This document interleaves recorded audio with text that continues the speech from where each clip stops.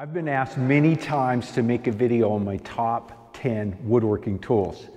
I'm not going to do that today, but I am going to show you what my #1 tool is. Hi, I'm Ron Paulk, designer of the Paulk Total Station, the Paulk Workbench, and the Smart Wood Shop.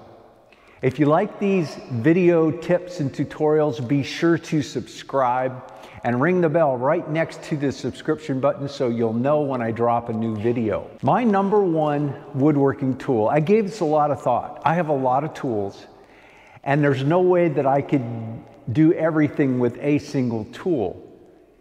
But I picked this tool out because it is so versatile, does so many things, and only cost $6. A speed square. It's a pretty simple tool.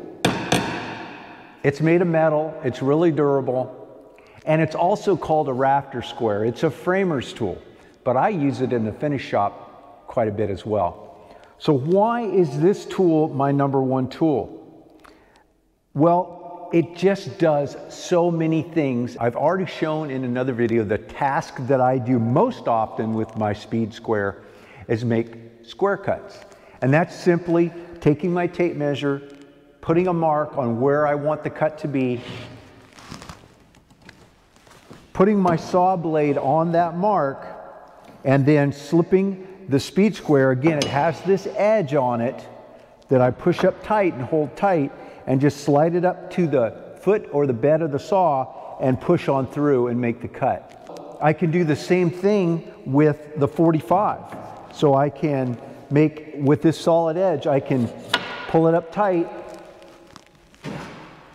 place my saw bed against there, and make a perfect 45 cut. Now, I'm not going to be building furniture with that, but for a lot of tasks in woodworking and framing, that is very handy. It's also a protractor. So it has these numbers on it, and there's a pivot point. Place the pivot point against the edge that I want to use, rotate the speed square until I get the cut I want. A pretty common one is 22.5. And make my mark and then make my cut. This doesn't work as well to try to hold it and make your cut with the saw. I do that often in framing, but you have to be careful because if you're depending on this to hold your saw, it can slip. But in the 90-degree and the 45, it's really solid because you can push up against this. It can scribe a line for you to make a rip. There is a lineup of little detents that you can drop your pencil in, and so this is 1, and then each one of these is 1/4 to 2, and this particular one is wider. Typically, a Swanson, I think, goes up to 3.5. This one goes up to 5.5. But all you have to do is put your speed square again up against the edge where you want to do your scribe. Put your pencil. So if I want to do a 2-inch scribe, put my pencil in there, and I can run down a sheet of OSB very quickly and have a nice straight edge then to take my worm drive and cut that off. The speed square or the rafter square is an incredibly versatile tool, and every carpenter, whether you be a framer or a finished carpenter, should have one of these, particularly for $6.